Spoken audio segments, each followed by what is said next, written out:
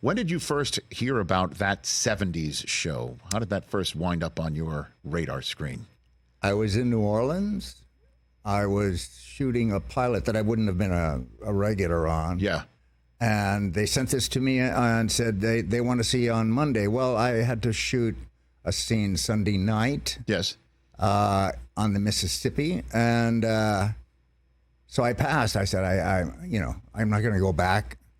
I'm going to work all night and then fly to L.A. and do an audition. That's just, that's crazy. Right. But then when I got back to town, they said, they haven't cast that yet. Do you want to go in? I said, sure. And then I found out that the casting director, Mark Hirschfeld, had really been pushing for me. So they waited till I got back. They didn't tell me that, which was good. So they didn't tell you that at the time, but you eventually learned that. They didn't tell me that at the time. It would have made me much too nervous. Is it true one of the competition for the role was Chuck Norris? Is that true? No. That is not true. That's not true.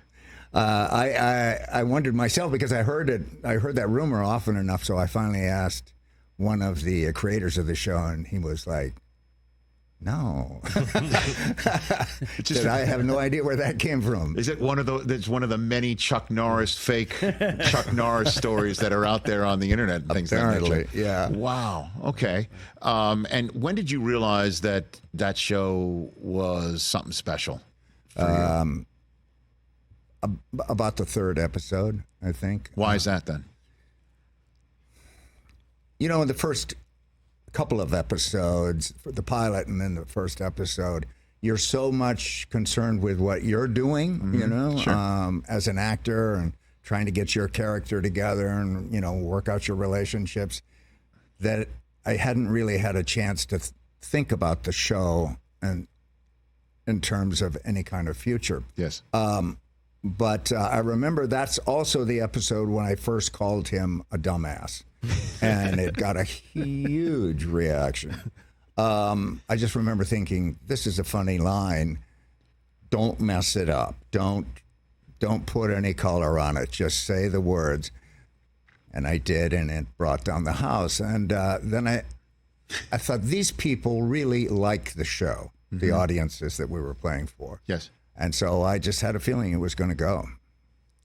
I knew Fox wanted to be in the business with Carsey Werner, so I figured they'd probably give us a chance if it was close, but I don't even think it was close. I think they just liked us from the very beginning. And the cast was just fantastic. Cast was great. Of that show. Yeah. Chemistry from the get-go?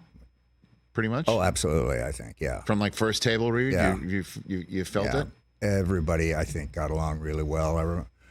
Ashton was nervous. I remember talking to him. He said, oh, man, I'm really nervous about this. And I said, well, what's the problem? And he said, he's pointed at me like, she's 14 years old, man. I'm 19. I got to make out with her.